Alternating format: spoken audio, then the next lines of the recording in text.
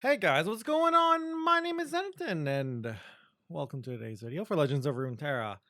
Today's video is a video that I've been meaning to put out a little bit earlier, but you know how it is, time constraints and scheduling issues, but we got it out today. Today we're going to be going through and rating every single card that has been recently released with the new set, Guardians of the Ancient.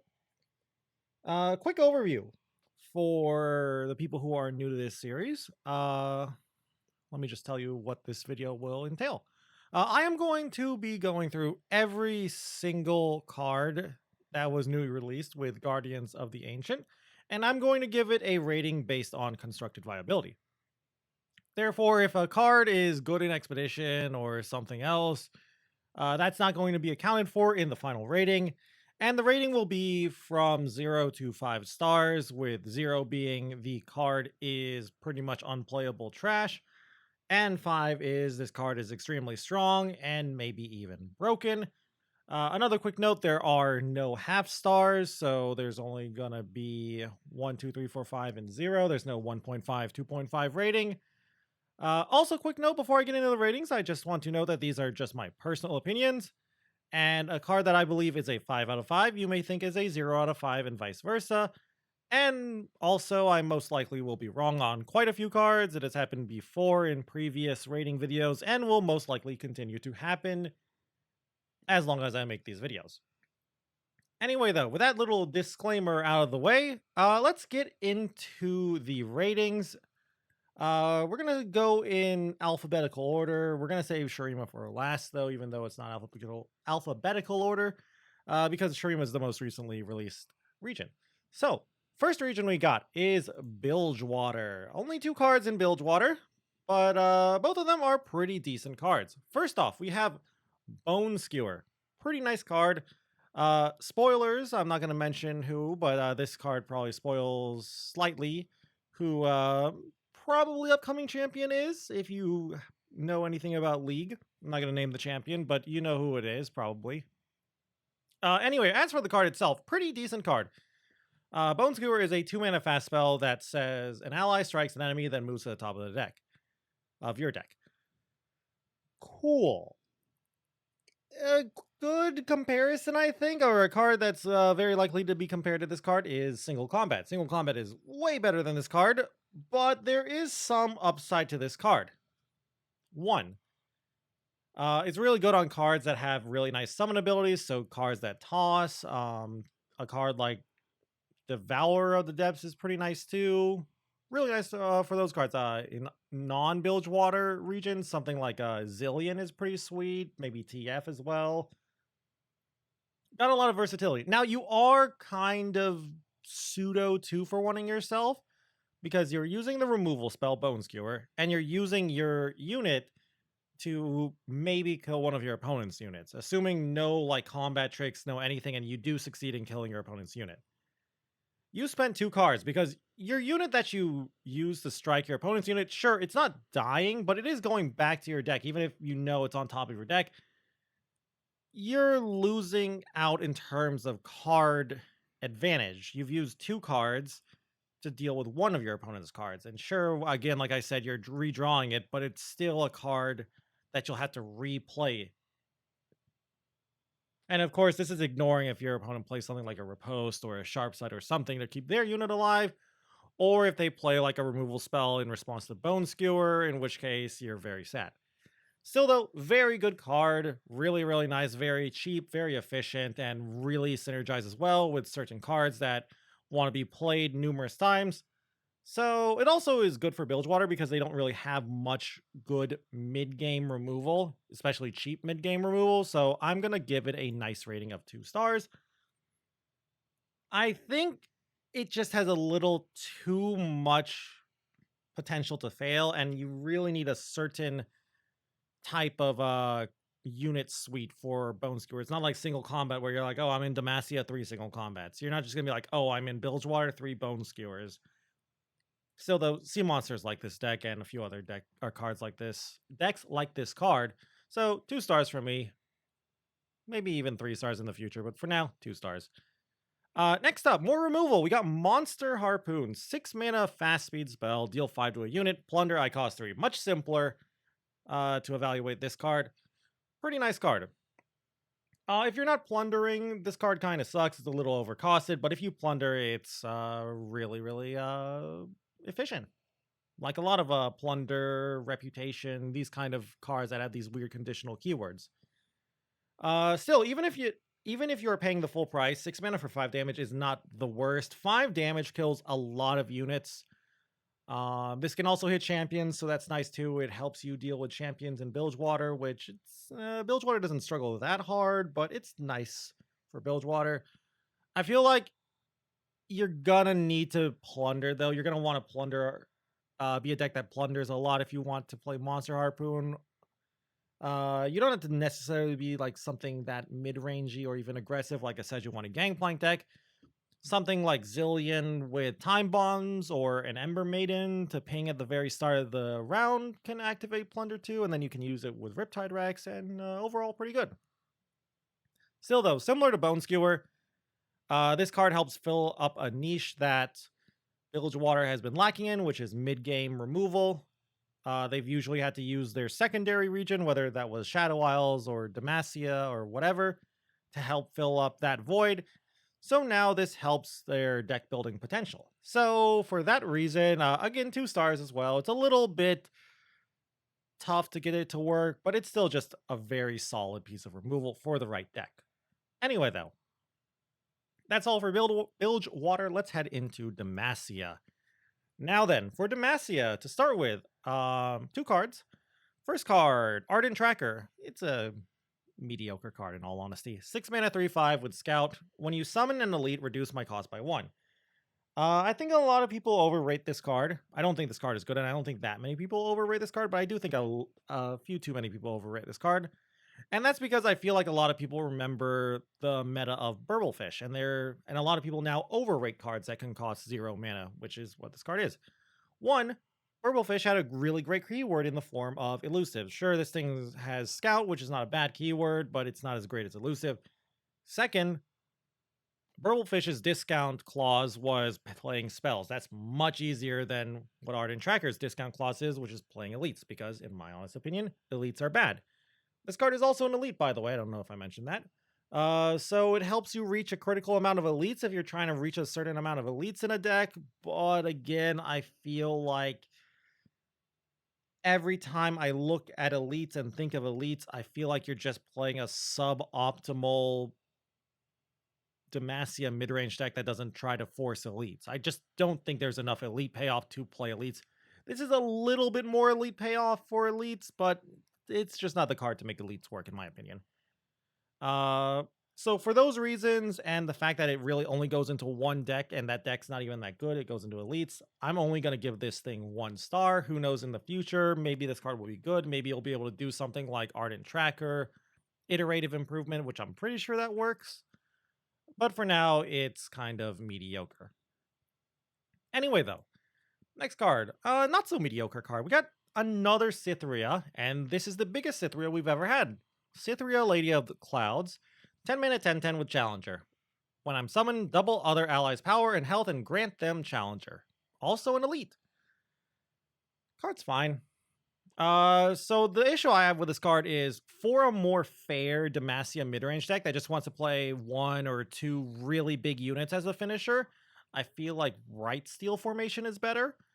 But for a deck that's trying to cheat out units, this, in my opinion, has a bigger impact. So things like Matron Cytheria, in other words. Because, of course, you get to buff the Matron as well, and then you get the, Matron gets double power and health and Challenger as well. It's pretty good. Therefore, I'm going to give this thing 3 stars because while I think it is suboptimal compared to Bright Steel for certain decks, I think it does enable other decks to exist, and it's a powerful late game finisher, which outside of Bright Steel, Demacia was kind of lacking. They had Tiana as well, I guess, but meh. Anyway, though, next region, Freljord. Another region with only a couple of cards. Freljord, first card, Buried in Ice. 9 mana, obliterate each enemy to summon a frozen tomb in its place. Okay. Frozen tombs, if you don't remember, are the landmarks that say basically countdown to summon an exact copy of whatever was obliterated. It's fine, I think. A lot of people, myself included, were like, "Oh, it's Freljord Ruination," which it kind of still is. The issue I have is if you don't do something right away, they just get their units back. And of course, I guess like summon abilities go off because they're also being summoned as well, but I think it's fine. I think it is a solid card. I just feel like the kind of deck that would play this usually also plays Shadow Isles, and most of the time I'd rather play Shadow Isles over this. There are also now, granted, it also can. It's only a one-sided temporary board wipe. It only hits your opponent's side of the board. And there are also some cute synergies with things like Passage Unearned and It That Stares, but that's like playing two not that great cards to get a great effect when you could just play one good card, in my opinion, which is something you should try to avoid. Still, though, I think in the right deck that this deck might see some play. It also triggers Behold, I guess, like Behold 8+ cards, so that's nice. So maybe there is a deck that wants this. I just don't think there is one in the meta in the game with the current set of cards in the pool. So for me, I'm going to give it 2 stars, mostly for its potential and because it is a very powerful card. Anyway, next card. Also kind of mediocre. Succumb to the Cold. 4 mana burst speed spell. Frostbite an enemy, summon a Frozen Thrall. Frozen Thralls are the 1 mana landmarks that say countdown 8. Summon the 8 mana 8/8 Thralls with Overwhelm. This card, it's basically just Flash Freeze, but you're paying 1 extra mana for that Frozen Thrall. I'd say that's bad. If you want copies, if you're playing 3 Flash Freezes and you want more copies, you already have 3 Sisters anyway, and you might even just play 3 Sisters in the first place. So the only reason you run Succumb to the Cold is you really care about Frozen Thrall. I think there are decks that like that, though. I think there are decks that might play this as a 1 or 2 of, namely things that are some Frozen Thrall decks. Things like Lysandra, Talia, Promised Future, Countdown decks. Even in those decks, though, I feel like maybe between Lysandra, actually putting Frozen Thrall in your deck, and Draklorn Inquisitor, I feel like there are enough ways to get a Frozen Thrall on the board fast enough that you don't really need this, but I can see it being played as a 1 or 2 of in those decks, because it's still a 4 mana Flash Freeze at its very worst.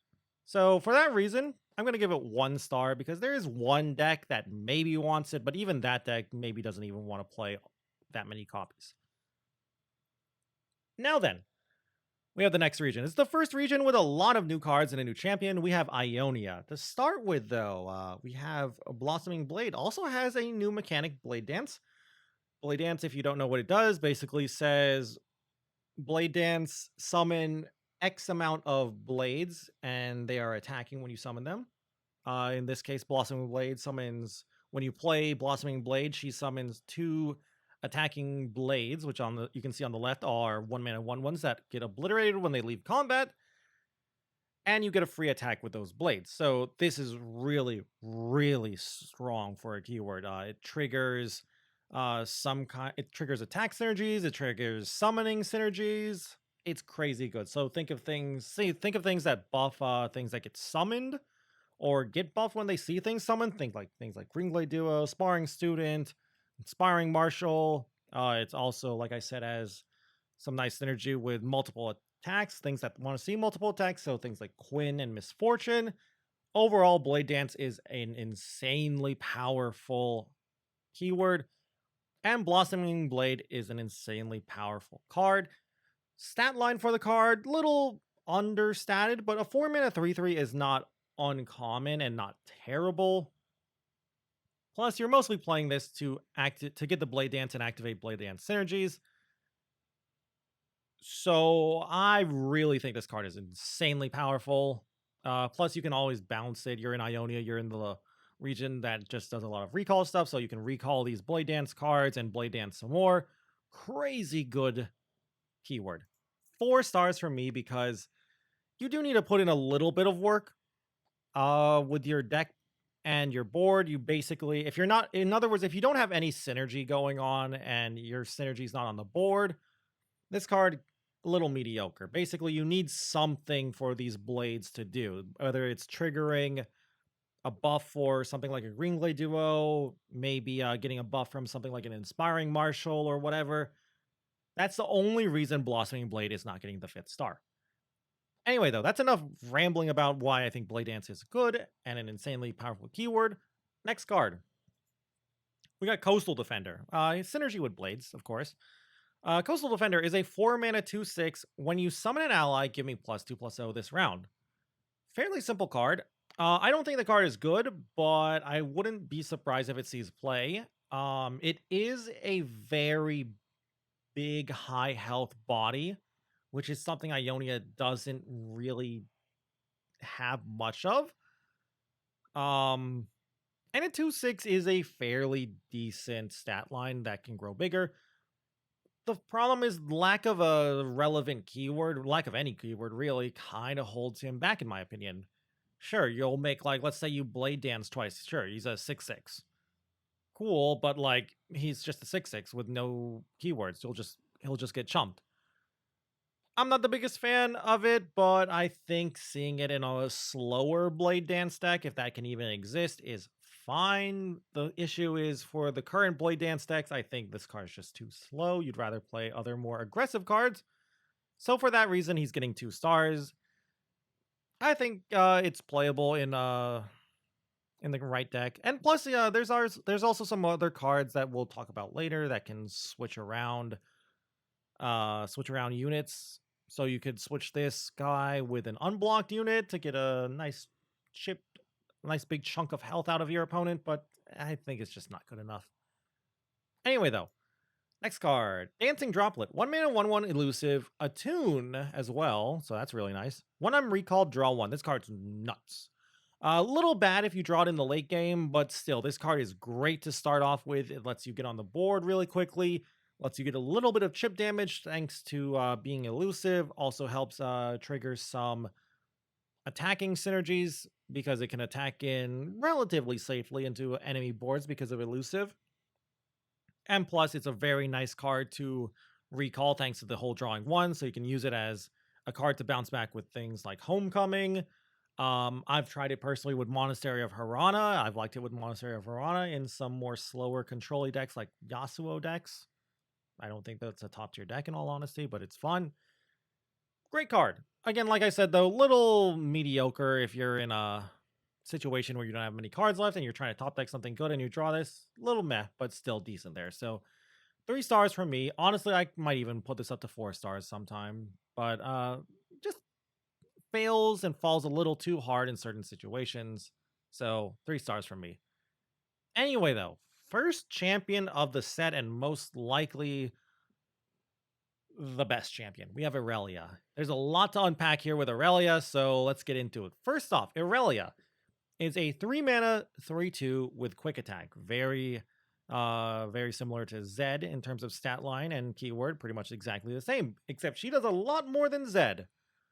Irelia says when she is summoned or at the start of the round, if you have the attack token, create a Flawless Duet in hand. Flawless Duet, you can see on the left, is a 1-mana fleeting spell that says Blade Dance 2, also at slow speed. Now, to level up Irelia, you have to have 12 allies attack.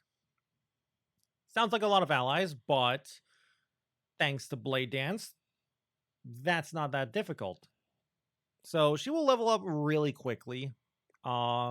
Insanely good card. Now, when she levels up, she becomes a 3-mana 4/3 with quick attack, as expected.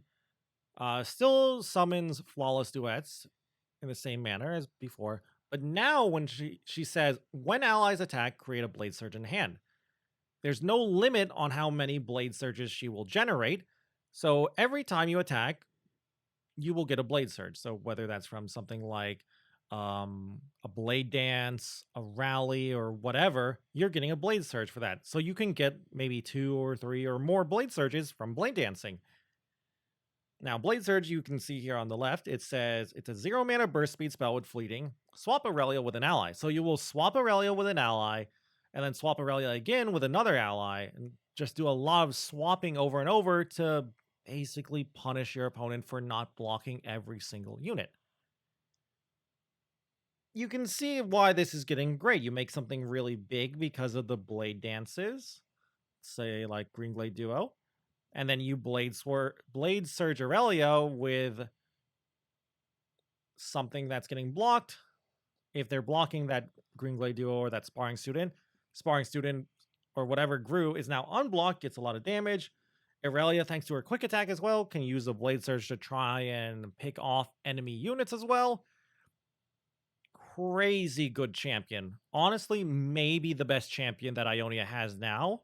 The only champion I think who could even arguably be considered a better champion is maybe Lee Sin, but Lee Sin decks and Irelia decks are completely different archetypes, so it's hard to say who's better. As for her champ spell, this is the only part of Irelia that is bad. Her champion spell is Vanguard's Edge, 7 mana slow spell, Blade Dance 3. Pick an ally to create or to attack with the blades, create an Irelia in your deck. A terrible, terrible spell, but that's fine. Honestly, if she had a great champ spell, she'd be even more strong, and I think she's strong enough as is. And it's not unplayable as a champ spell if you just need like a little more. It does push in a lot of damage, so that's nice, but you probably don't want to have to cast Vanguard's Edge. Honestly, I feel like if you have multiple Aurelias, instead of casting Vanguard's Edge, I would personally just hold the Vanguard's Edge for when your first Irelia dies.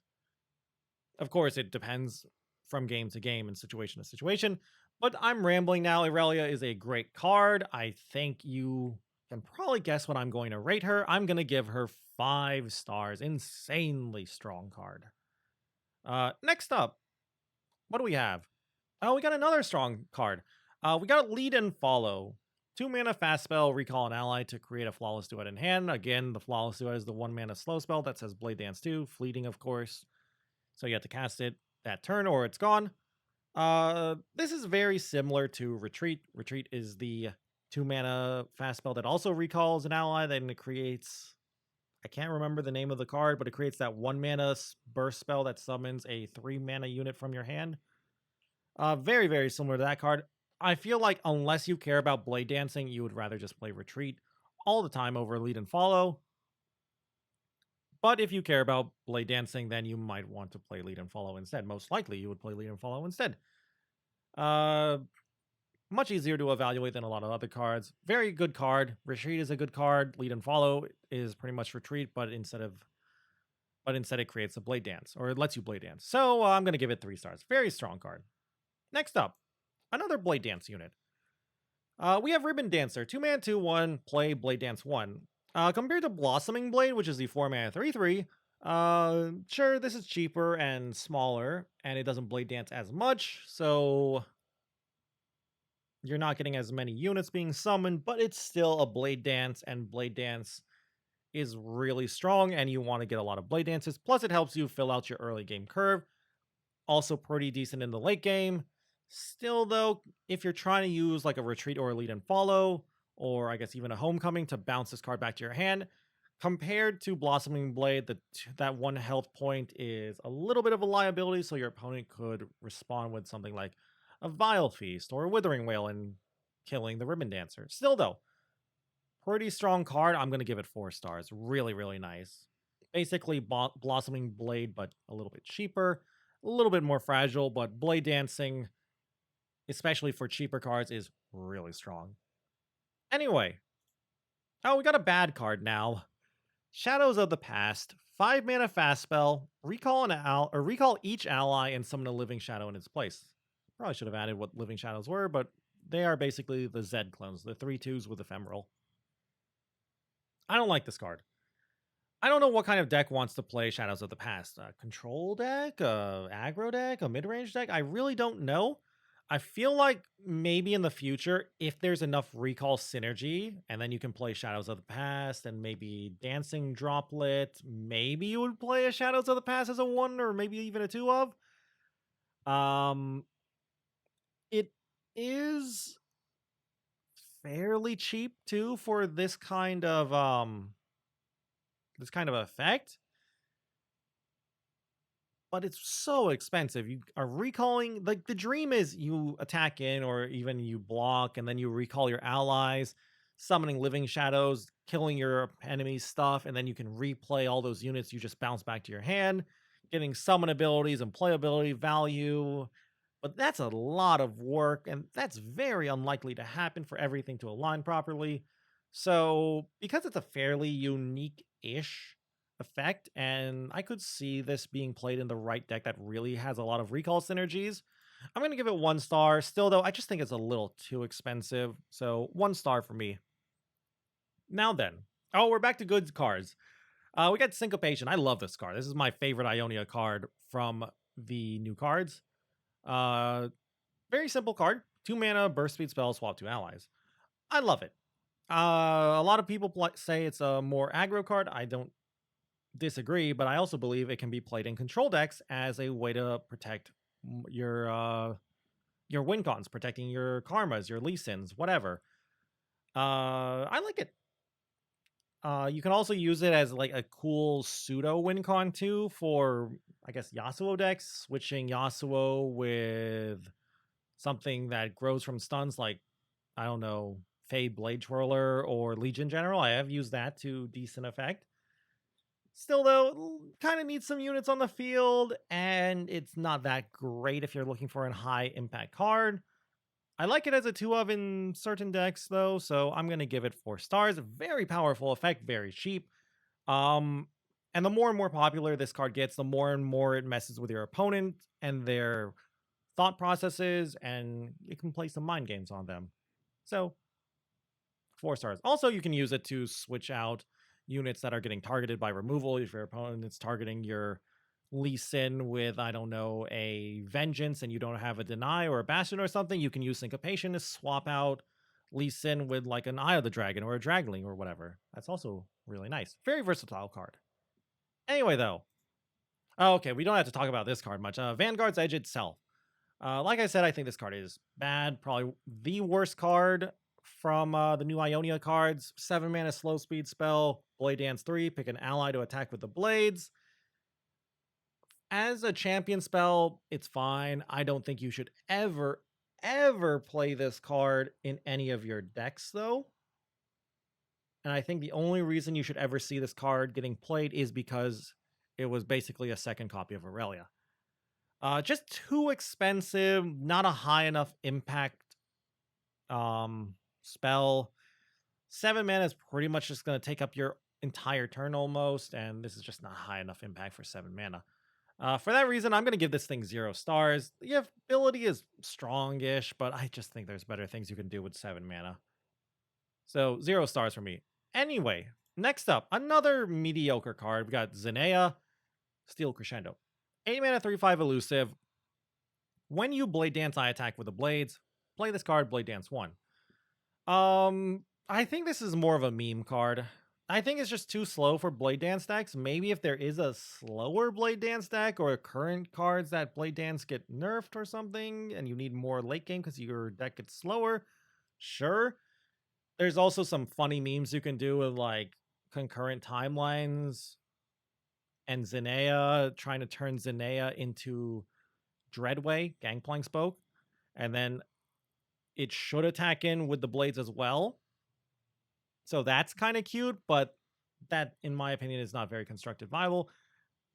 I also don't think Zenea herself is viable in any kind of Blade Dance deck, so I'm going to give her 0 stars. She's just too slow, in my opinion. If you could somehow cheat her out quickly and then get a lot of Blade Dances and get her to attack multiple times, sure, but I feel like Zenea is going to be a prime removal target for your opponent.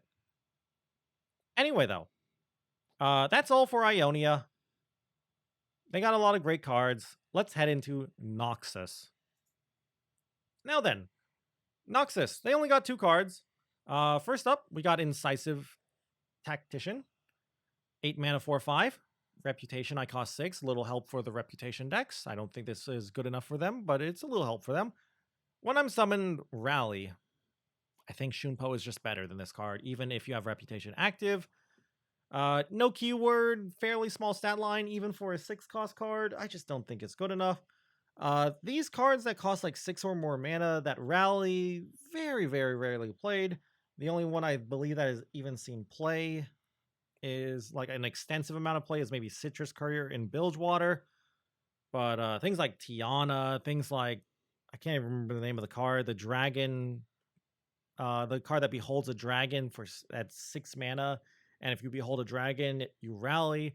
Those cards just don't see play. They're just too expensive. Still, though, maybe a Reputation deck wants this. It's more Reputation payoff, so maybe it's good in that deck. But outside of Reputation decks, I don't think any deck would play this for if they're in Noxus. They would rather just play Shunpo if they want a rally effect. So for me, I'm going to give this 1 star. And then next card. More Reputation payoff. Well, not payoff, but enabling this time. We have Thrashing Snapper. Thrashing Snapper is a 1 mana 2/1. Okay stat line for a 1-drop. When an enemy blocks me, give me +3/+0 this round, so it becomes a 5/1. Sure. The issue I have is 1 health is a little mediocre. It's pretty much gonna die whenever it gets blocked because of that 1 health, unless you waste like a combat trick or something, like a flash freeze or a troll chant or whatever. So it's pretty much just getting you 1 step closer to Reputation, which is what this card wants to do. The thing is, I don't know what kind of deck wants this. If you're an aggressive deck, you have so many better options for 1 mana cards in an aggressive deck, just in Noxus alone, not even looking at other regions. And there's only really 1 deck that tries, and I say try with like air quotes, that tries to get Reputation, and that's like Ash Noxus with LeBlanc. So I guess it helps level up LeBlanc quickly, but LeBlanc kind of levels up quickly already because it's not hard to level her up. So maybe if there's an even more Reputation focused deck than that, maybe. But for now, I don't think there is because, in my opinion, outside of Whispered Words, Reputation cards are a little mediocre, in my opinion. So I'm going to give this thing 1 star. A little too restrictive in the kind of decks that I would want this to go in. Doesn't really fight that well on the board. It's just 1 star for me. Anyway, though, next region. We got Piltover and Zon. Got a couple cards here. One of them's a meme. One of them is pretty decent, in my opinion. We'll start with the meme. We got Adaptatron 3000. 1 mana, 1/3. It's a tech. This is a fairly new tribe. The Adaptatron says, when you summon a tech, we share keywords. The only techs in the game besides Adaptatron 3000 are Heimerdinger turrets. So Heimerdinger buff? Heimerdinger card? Maybe. Outside of Heimerdinger himself, I believe the only other way to get Heimerdinger turrets, basically tech cards outside of Adaptatron, is production line? Assembly line? I can't remember the name of the card. It's the 0 mana card that says spend all your mana, summon some turrets that cost whatever, that total the amount of mana you played. I just don't think this card is good enough. Heimerdinger himself is just bad, and now it's already a hard enough time protecting Heimerdinger when you're playing a Heimerdinger deck, but now when you play Adaptatron 3000, you now want to protect Heimerdinger and the Adaptatron? That's just way too much work in my opinion. Sure, there is the dream scenario. You have Heimerdinger, you have Adaptatron 3000 on the field, you play all these turrets, the Adaptatron's getting all these keywords, you're getting all your other turrets, lots of keywords as well. I'm sorry, that's very unlikely to happen with how fragile Adaptatron is and how fragile Heimerdinger is, and the turrets themselves are pretty fragile too, outside of T-Hex. So for that reason, I'm going to give this 0 stars. I think this card is mostly just a meme and not for constructed and competitive play, but it's a fun meme at least. Anyway, though, next card. This one's actually pretty decent in my opinion. Cheerian Sumpworker, 2 mana, 1/2, elusive. When you summon another Cheerian Sumpworker, obliterate me and transform allied sump workers everywhere into sump work posses. I forgot to include a picture of what sump work posses are. My apologies. But I will tell you what they are. Sump work posses are 2 mana 4/2 elusives that whenever they attack, they deal 1 to all enemy units and the enemy nexus. So pretty powerful. Still though, little tough to build around this guy at the moment. You have to play a lot of cards that basically let you clone your cards. So think like Fading Memories and Iterative Improvement. Stalking Shadows, I believe. I think that's the right card I'm thinking of. The 2 mana Shadow Isles spell that looks at the top 4 cards, I believe, and you can pick one card among them, one unit among them, and you get to draw that and create an ephemeral copy of it. So yeah, a lot of deck building constraints for this, but if you are able to get the sump work posse, you will win really quickly unless your opponent has an answer to them. So the thing about sump work, the Cherry and sump worker, is it makes your opponent afraid. They will be afraid of these 2 mana 1/2s when normally you would see a 2 mana 1/2 and you wouldn't really care about them. So your opponent's either going to try and kill them all or just ignore them and try and outrace you. And then you can take advantage of that by either just developing a secondary win con like an Ezreal or something, or just waiting until you have ways to clone your sump workers. Very nice card, very sweet. I think this has a lot of potential in constructed, especially as we get more and more cards and it gets more and more. The decks that play sump worker get more and more refined. So for me, I'm going to give it 3 stars. Very strong card. Next up, though, we got Shadow Isles. I believe Shadow Isles is the only region that got only 1 card. I hope I'm not wrong here, or else I look like I'm an idiot. But Shadow Isles only got 1 card for this set. It's a very strong card, though. We got the Wings and the Wave.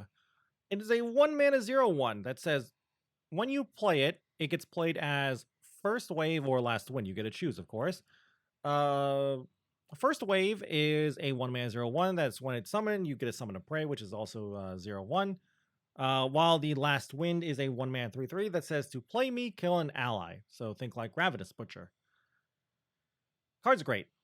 Card is insane. It gives you so much versatility, and versatility in cards and card games is a premium. You get in the form of first wave, you get some nice sacrifice fodder here. And then in last win, you get a nice card that's fairly cheap and relatively large for its cost. That also lets you enable some sacrificing, lets you kill some stuff like a Curse Keeper or pretty much anything with Last Breath. Also activating Slay triggers as well. Really great card. I think this card a little restrictive in the kind of decks it goes to, but it's so versatile in those decks though. I'm going to give it 4 stars. Needs a little bit of help, needs something of a board, needs some other payoff basically from other cards, so it's a little bit mediocre if you don't have any of that. Because at that point, if you don't have anything to sacrifice, then it's just a 1 mana 0/1 that summons another 0/1, which is not terrible. Anyway, though, that's all for Shadow Isles. Only 1 card, I hope. I hope I didn't miss one. Now then, Targon. Everyone's favorite region to hate, but I love Targon. We got Blue Sentinel first off. Blue buff is now in the game. Blue Sentinel, really good card. 2 mana, 2/3. Last breath, summon a Crest of Insight, otherwise more commonly known as blue buff. Crest of Insight is a landmark that has countdown 1. It's also a 2 mana landmark for anything that cares about it. But countdown 1, get an extra mana gem this round. This card is great at helping to accelerate you and giving you a really powerful turn. The mana is only temporary, so that's a little bad, but if it was permanent mana, this card would be busted. But being able to get a really fast, say, Screeching Dragon or Shyvana, if you're playing dragons, is insanely powerful. Plus, compared to, say, Mountain Goat, which is a 2 mana 3/2, this thing's a little bit more defensive oriented. Now, granted, in general, I would rather have Mountain Goat if I don't have anything really powerful. I would like to basically put out quickly in the mid game, like a Screeching Dragon. But in more aggressive metas that aren't using too many fearsome units, I would prefer Blue Sentinel. over Mountain Goat. Still, though, again, Targon has so many 2-drops that they can play that are really good. I think blue buff, blue sentinel is, yeah, I wouldn't say he's struggling. He is finding a place, but I would say he is definitely just a good card among many other good cards. Still, though, that doesn't detract from how good he is. 3 stars from me. Little bit mediocre in the late game, and you kind of similar to, say, like, I don't know, any last breath card that wants to die. A little bit tough to make him die if you're trying to make him die, so you can ramp and get a early anything. Still, though, 3 stars from me. Very strong card. Anyway, though, next up, Chip, everyone's favorite cute little rock. 5 stars on cuteness alone. Now, for the card himself, Chip is a 1-mana 1/1 that says, once you summon a landmark this game, grant me +2/+2. Very restrictive in the kind of decks that Chip will go in. Only landmark decks will play this guy. Sure, Blue Sentinel and I guess Rock Hopper as well aren't necessarily landmark decks or cards that go in landmark decks, so they will give you access to landmarks without being a landmark deck. But I still believe if you want to play Chip, you should be a landmark deck. Still, though, Bark Beast was a very good card and still is a decent card. And Chip is very similar to Bark Beast in that it's a 1-mana 3/3. So I think, not at the moment, but I do think in the future, Chip will be a fairly strong card. And right now, basically, as more and more payoff for playing a lot of landmarks in your deck becomes a thing, more and more good countdown landmarks or something becomes a thing, Chip will be good. Plus, the opener of turn 1 Chip, turn 2 Rock Hopper is really powerful, in my opinion. Anyway, though, because of that, 3 stars for me for good old Chip. Anyway, next card. More Landmark Matters cards. We got Earth Elemental. Now, this one really wants to see a lot of landmarks. 4-mana 3/5 with Overwhelm. Okay, stat line. Once you've summoned 4+ landmarks this game, grant me +3/+0. This means that the guy can be on the field already, and then you summon a landmark, and if that was your 4th landmark, he will become a 6/5. So that's nice. You don't have to hold him in your hand until you've played 4 landmarks, because it's not a playability or anything, so that's nice. Still, though, I'm just not a big fan of this card. It's not the worst in Landmark Matters decks. It does have a nice amount of health, so it buys a lot of time. And then you can use it to basically put on a lot of pressure once you've summoned enough landmarks. I'm just not a big fan of this guy. Gonna get 2 stars from me. Lack of versatility and kind of slow to get going, but I guess it is a little bit tough to remove, so sure, 2 stars from me. Pretty big stat line for its cost, but still only 2 stars for me. Now then, next card. It's a landmark. 5 mana, Eye of the Raharak. Countdown 1, stun the 2 weakest enemies. Daybreak. Summon a copy of me with Countdown 2. I like this card.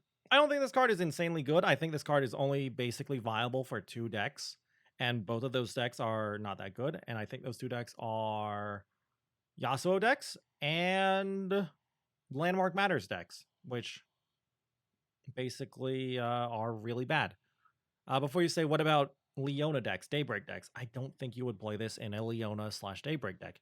Also, quick note, this card, since it's a Daybreak card, can get hit by Ravun, which in my opinion makes Ravun a little bit worse because I don't think this is a great card for a Ravun or a deck that would play Ravun, but it's whatever. Still, though, really cute with Yasuo. You play Yasuo on 4, you play Eye of Raharak Daybreaking on 5. That's great. That doesn't solve the problems with Yasuo, but it's a really powerful turn. So really nice for like a Yasuo Leona deck, but that deck is kind of a meme. Still, though, I'm going to give it 2 stars. Very good in Yasuo decks, and it helps you increase the amount of landmarks you summoned and the total amount of mana of landmarks you've summoned really, really quickly. So again, like I said, nice for Landmark Matters decks. Too bad they are not that good in my opinion. Now then, next card, we have Ground Slam. I like this card. I don't think this card is amazing, but I think it's decent. 4 mana fast spell, stun a unit. Deal 3 to it if you've summoned a landmark this game. Again, landmark matters, so you're only going to be playing it in a landmark deck most likely. A good card, in my opinion, to compare it to is Concussive Palm. I think Concussive Palm is much, much better than this card, but it lets target do something they don't really get to do too often, and that is deal damage to a unit. Sure, there's always been cards like Paddle Star, but Paddle Star kind of sucks in all honesty, so this is nice. Again, I feel like this card is good. The issue I have is it is in a landmark. It needs a landmark deck, and those decks are just bad in my opinion. And if you don't play the landmark, if you haven't played a landmark, you're basically paying 4 mana to stun a unit at fast speed, which is bad. So for those reasons, 3 stars though. Very restrictive in the deck it wants to go to, but it is fairly powerful. Now then, we have our next champion. We have Malphite himself. I'm sounding like a broken record here, but he is a Landmark Matters champion. That kind of holds him back a lot. So what does he do? Not that much text on here. Very simple champion in all honesty. 7 mana, 6/10 with tough. That's all he is at level 1. Basically, he is a rock. He's a big boy. He's got tough, and he sits there. To level him up, you have to summon 12 mana of landmarks. When he levels up, if you have the attack token, create an unstoppable force in hand. So, going back, Eye of the Raha Rock. That's 10 mana if you daybreak it for a Malphite. And then when Malphite levels up, he's now a 7 mana, 7/11 with tough still. And now it says when he's summoned or round start, if you have the attack token, create an unstoppable force in hand. Unstoppable force is a 2 mana slow speed spell that's also fleeting. Stun all enemies. His champ spell is also Ground Slam, which is a very good spell, as we've just talked about. So a lot of people, in my opinion, were baited into thinking Malphite Yasuo is good. In my opinion, that's a bad idea because I feel if you're able to play it on Unstoppable Force, you're probably already winning the game. I really just think landmarks are bad, in my opinion. Malphite is a good finisher, though. Unstoppable Force is really, really annoying. Plus, Malphite is a little bit tough to remove. I just think landmarks are bad and just a little bit too slow, in my opinion. So maybe if the meta slows down, we'll likely see more Malphite. And if there are more good landmarks, sure. But for now, I just think Malphite kind of sucks. So 3 stars for Malphite. Not terrible, not amazing.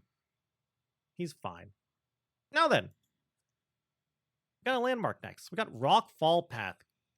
2 mana landmark, countdown 2, obliterate the weakest enemy. That's kind of just all I have to say to this is it's really slow.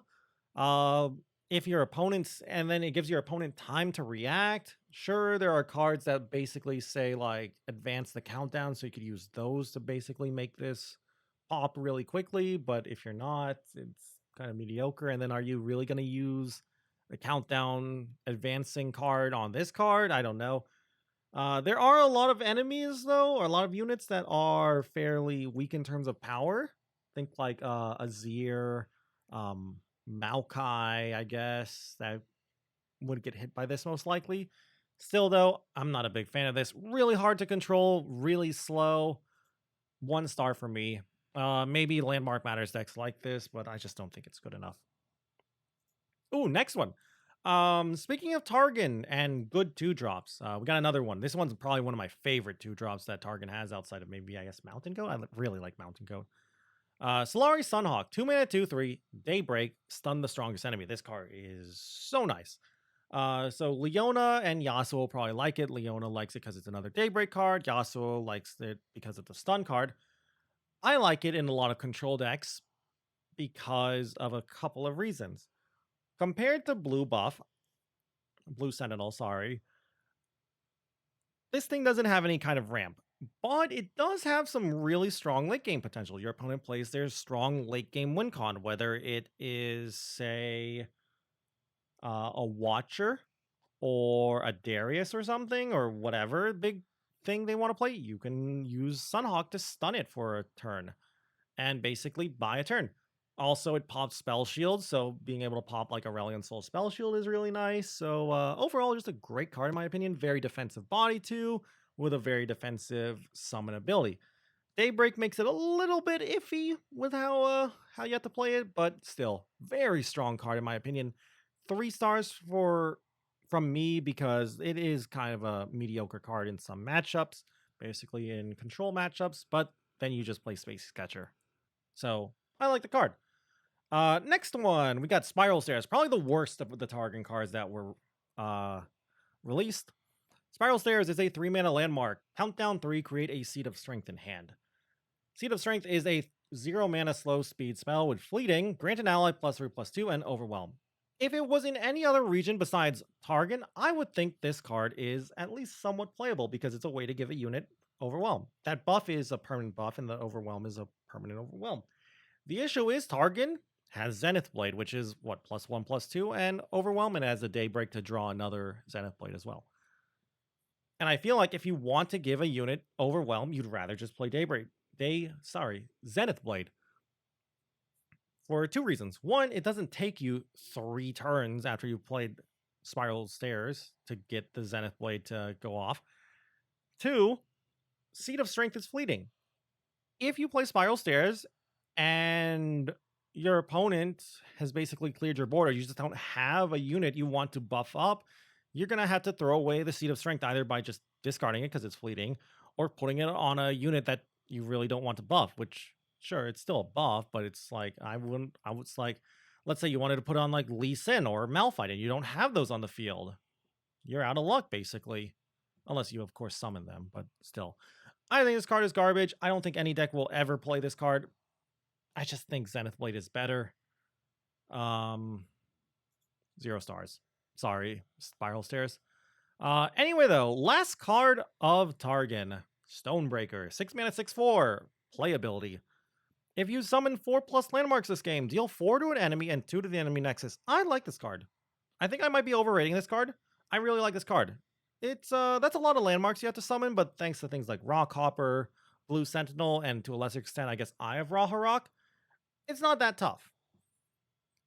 And 4 damage to any enemy is really powerful, as we've seen from cards like Ravenous Flock. You might say, well, Streamer, Ravenous Flock is 1 mana. Sure, but you're getting a 6/4 body on this, and also remember this is Targon. Targon doesn't really get to do direct damage that often, so that's another good thing.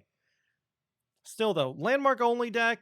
As for the body, not that great. Also, no keyword, so after it's basically done the 4 damage to something, it's kind of just a big boy with no keyword. And plus, it is a little bit of reach, I hesitate to say, because it is pinging the enemy nexus for 2, so that's nice too. Still, though, I really like the card. Just a little too restrictive, in my opinion. A little meh. 2 stars for me. Now then, the last region. We got the newest region left. We got Shurima. And we're going to start with Chrono Shift. 7 mana burst speed spell. Give an allied champion, the next time I die this round, fully heal me and grant me +3/+3 instead. Very strong effect. Can be countered with things like Hush, of course. And I guess shuffling removal, but those aren't that commonly played. I think it's just too expensive. I'm sorry. I'm just a little expensive to me, but I could see this being played in certain decks where you really want to protect your champion. So things like Zoe, Fiora, Twisted Fate. I could see it being played in those kind of decks as maybe a one of. Outside of that, I'm not the biggest fan, so I'm going to give it a 1 star. Not terrible, but really just too expensive in my opinion. Now then, Clockwork Curator. This is a pretty decent one. Speaking of cards that can advance countdowns, this is probably one of the better ones. 2 mana, 2/2, play Advance an Allied Landmark 2 rounds. Not much to unpack here. Decent body for the cost, and a pretty decent summon ability. Turn 1 Frozen Thrall, turn 2 Clockwork Curator, pretty cool. Helps out Sundisk decks. Overall, just a decent card for any deck that's playing a lot of countdowns. So for me, 2 stars. Outside of those landmark decks, that's the only reason it's not getting anything higher. And its body is, while it's not a terrible body, it's not spectacular. So only 2 stars from me. Now then, Imagine Possibilities. The next card. 1 mana, focus speed spell. Create a random landmark with countdown in hand, or advance your landmarks 1 round. It's okay. There's just better cards, in my opinion, to use if you want to do the advancing your landmarks kind of thing. It is focus speed, so you're not passing priority when you play this spell. So there's that in case you want to use it on like a frozen thrall that's about to pop out to get a really fast surprise 8/8 with overwhelm into an attack. So that's cute. Plus you get to, if you don't have a landmark, you have it's a emergency button is the way I like to put it, is creating a random landmark with countdown. Sure, that's RNG and you're putting yourself on the whims of RNGs, but at least it means this card's not dead once you're out of landmarks that countdown. Still, though, just a little too low impact for me to want to actually put in my deck. The card itself is fine. I just would rather have more higher impact cards in the deck. So 1 star from me. Now then, it's Merciless Hunter. Probably the strongest card that was released for Shurima in this set. Where to start? Merciless Hunter is a 3 mana 4/3 with Fearsome. Great stat line, great keyword. Play, grant an ally or grant an enemy vulnerable. If it was grant an ally vulnerable, that would be terrible. But yeah, grant an enemy vulnerable. That vulnerable is permanent. It's always on that unit as long as that unit's on the field. So what have we got here? We got a great keyword in the form of Fearsome, a great playability, and the stat line is really good. 4/3 is a fairly good stat line for a 3-drop. Arguably, some people would say like 3/4 is better, but the combination of being a 4/3 with Fearsome makes this much more aggressive, and I think 4/3 is a better stat line than a 3/4 for a more aggressive card. Sure, it's more susceptible to certain types of removal, and it can die to a 2-drop, but whatever. This card's nuts. Being able to pick apart opponents' boards and trying to remove things in combat because of vulnerable is so strong. This card, in my opinion, might see a small nerf in the future still, though. I think it's easy to guess what I'm going to give this card. 5 whole stars. Great card. Play it in your Shurima decks. Next up, though, we have Preservationist, another one of these countdown advancing cards. This one is a 5 mana 4/4 play, advance an allied landmark, 3 rounds.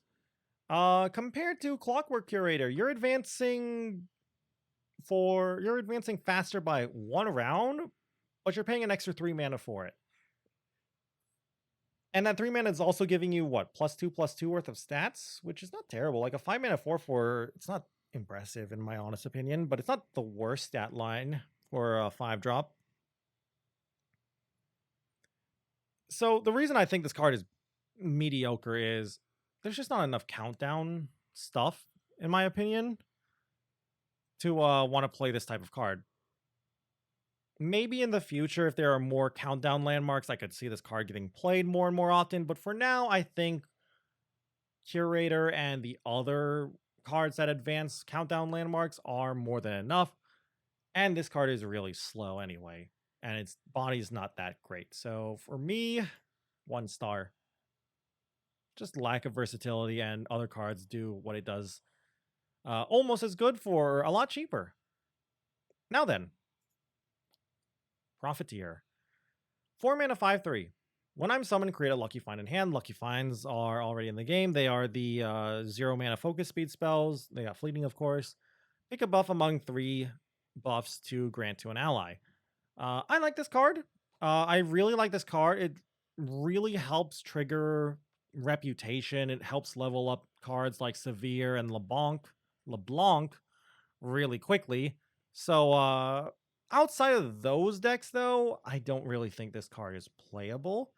I think Bakai Sandspinner is just better in most Shurima decks that don't really care about trying to get to a certain amount of damage or trying to activate Reputation. Basically, compared to Bakai Sandspinner, I really feel like you have to care about the buff. Now, granted, of course, you can always run both, but then you're starting to bloat your 4 mana slot a little bit too much if you're going to run like Profiteer, Bakai Sandspinner, and Severe. That's a little bit of bloat there in the 4-drop slot. Still, though, I think the card's good. Decent stat line for the cost. And a pretty decent summon ability. Gonna give it 1 star though, because even in that deck, like some severe LeBlanc deck, I'm not even that impressed by it in all honesty. Anyway though, next card. Scrying Sands. Shurima Combat Trick. Very good card. 1 mana burst speed spell, predict, and then give an enemy -2/-0 this round. Currently, at the time of recording this video, it is bugged and it is going through spell shields when it should probably pop spell shields, unless that is intended and this card and we're all just dumb. But currently, it's going through spell shields. Still though, this card is really, really good. Fairly good combat trick for 1 mana. 1 mana. It's very comparable to, say, Elixir of Iron, which is also a playable combat trick. I would say giving an enemy -2/-0 this round is worse than giving an ally +0/+2. Sure, there's some cute stuff you can do with things like Reckoning and Culling Strike, I guess, but I'd rather have a card that gives my units health because it lets you use it as a protection spell against things like, I don't know, Box, Withering Wail, Grasp of the Undying, etc., etc. Still, though, the predict more than makes up for it, in my opinion, letting you fix your draws and helping you smooth out what you're going to see the next turn is really, really powerful. So, for that reason, 3 stars. Very nice card. Next up, we got Soothsayer. A lot of people, in my opinion, overreacted to this card. A lot of people said this card was busted. I think it is a strong card. I just don't think it is as busted as people say. 2 mana, 1/4. When I'm summoning, grant allied champions and landmark spell shield. That's a powerful summon ability, don't get me wrong. Plus, it lets you put spell shield on landmarks, and with landmarks being already difficult to remove, it makes them even more difficult to remove. And the curve of like turn 1 Zoe, turn 2 Soothsayer is really strong. Still, though, I'm just not a big fan of this card. I think it's just not great. Like, I'll play it as a 1 or 2 of in Sundisk decks and decks that have champions that want to get protected, like Zoe. If I'm playing Shurima, of course. Outside of that, I don't know. I'm just not a big fan. Giving spell shield to champions is nice and all, but I don't know. Not a bad body too for the cost, I guess, but not great. So I'm going to give it 2 stars. It is a very powerful summon ability, but I think you need to build your deck around this card, or at least not really even build your deck around the card, but you have to be a certain specific deck if you want this type of card in your deck, in my opinion. Next up, more countdown stuff. We have Clock Hand. 8 mana, 4/7. When I'm summoned, create 2 instant sentries in hand. Kind of small for the mana cost, but what does the instant sentry do? It is a 0 mana focus speed spell. Summon a random landmark with countdown or advance a landmark 4 rounds. That's a really big advancement. And it should be because this thing's an 8 mana card. Quick note, those instant sentries, not fleeting. So you don't have to cast them right away, unlike a lot of other cards that generate cards. Also, if you've already, if you have no landmarks that have countdown, you still have the backup plan of summoning a random landmark with countdown. That's always pretty sweet. I like the card. I like it as like a 1 of or even a 2 of in certain decks that are playing countdowns. Basically, at the moment, only Frozen Thralls. Really, really nice, mostly because Instant Sentry lets you pretty much pop out a Frozen Thrall right away, combining it with something like Promised Future. That's pretty cute. And then, of course, if you're out of Frozen Thralls on the field, you can use it to summon a landmark with countdown and try and RNG your way into something good. Still, though, really nice card. Gonna give it 2 stars. I might be overrating this card, but I really like it. Anyway, though, another advancing card, this time a spell. We got Time in a Bottle. In my opinion, probably one of the best ways to advance landmarks. Time in a Bottle is a 2 mana focus speed spell, so you don't pass priority when you cast it. It also it says, though, predict and advance an allied landmark 2 rounds. Being able to smooth out your draws with predict is really great. And then advancing an allied landmark by 2 rounds is the same as what Clockwork Curator, the 2 mana 2/2. Granted, unlike Curator, it doesn't actually help fight for the board. You don't get anything to fight against the board, but you do get the predict over the 2-mana 2/2. Is that worth? I say it is. The fact that it lets you be able to reach your countdowns faster without passing priority is really, really great in my opinion. So for that reason, 2 stars. Only goes into countdown decks. Little mediocre in the late game, and it kind of needs you to have a landmark on the field already, so it's asking for a lot, but it's a very powerful card. Now then, the last card of the set, we have Old Man Zillion. A lot of people think he sucks. I think he's kind of mediocre too, but he is pretty strong when he levels up. There's a lot to unpack here with Zillion, though, so let's get into it. Zillion is a 2-mana 1/4 that says, play, create 4 time bombs in your deck, then predict. To level up, he has to see 2 time bombs be destroyed. That doesn't mean the countdown has to activate. That means they have to be destroyed. So you could technically destroy your own time bombs with things like landmark removal if you wanted. Now then, what is a time bomb? Time bombs are 2-mana landmarks that say, when I'm summoned, draw 1 and advance other allied time bombs 1 round. Count down 1, deal 1 to enemies and the enemy nexus. That's pretty cool. That's really, really nice, in fact. That lets you also activate Plunder as well if you want to go into Bilgewater really, really quickly. Now, the issue is that's all Zillion does at level 1. And honestly, that's not that much. Now, granted, he is a 2-mana champion, so you're not expecting too much to be done. Now, when he levels up is when things get interesting. He becomes a 2/5, +1/+1 to his stats, like most champions. Round start, create a fleeting copy of each non-fleeting card that he saw you play last round. And then when you play him, he still predicts and creates 4 time bombs in your deck. Leveling up Zillion, in my opinion, is like leveling up TF.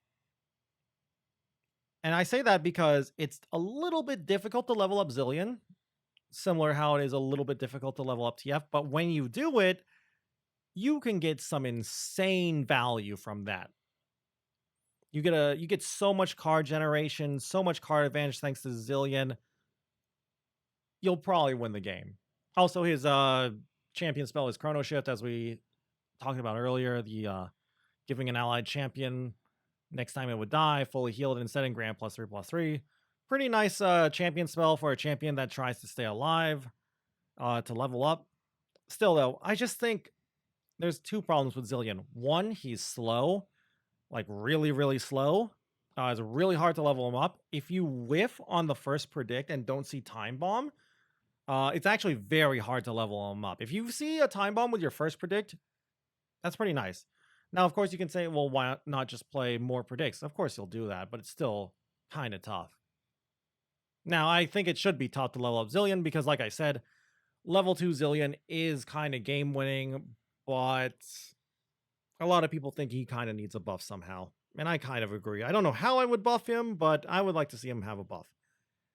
Anyway, though, what would I rate Zillion? Honestly, I feel a little bad for giving him this rating. I'm going to only give him 3 stars. I think he's really, really good, but he really needs you to level him up. It's really tough to level him up. The time bombs are pretty sweet too, really, really strong. Similar to, I believe it's called Blighted Ravine, the 4-mana landmark in Freljord that deals 2 to everything. It's similar to that card. It makes it really tough for your opponents to play around that damage. I really like the Kai. I really like him. I just don't think he does enough on level 1 before he levels up. And for that reason, I'm only giving him 3 stars. And with that all said and done, that is it for all of the cards and all of the ratings for Guardians of the Ancient. I hope you all enjoyed the video, though. If there's any kind of card that I rated and you disagree with any of the ratings, I would love to hear your opinion down in the comments below. Maybe it's something I said is unplayable trash and I put it 0 stars. Maybe you think is a little bit better and very playable. I'd love to hear any ideas you have for those kind of decks. And vice versa. Of course, maybe there's a card you think I said is really, really powerful and 5 stars and you think it's not that great. I'd love to hear any of your opinions. Anyway, though, that's gonna be it for the video for today. Long video, but these type of videos are always very long. I hope you all enjoyed it though. If you enjoyed it in general, of course, I would love it if you could leave a comment or like down below, and always helps out the channel and stuff. And if you guys want to keep up with the Legends of Runeterra content, you can always go and subscribe to my channel. And if you want to watch me play some Legends of Runeterra, you can always go and check me out over on my Twitch account at twitch.tv/Zenaton. I play Legends of Runeterra pretty much every single day. Having lots of fun over there, playing all kinds of decks. Just a great time in general. Anyway, though, with that all said and done, thank you all again once more for watching this video. And until I see you guys in the next one, bye!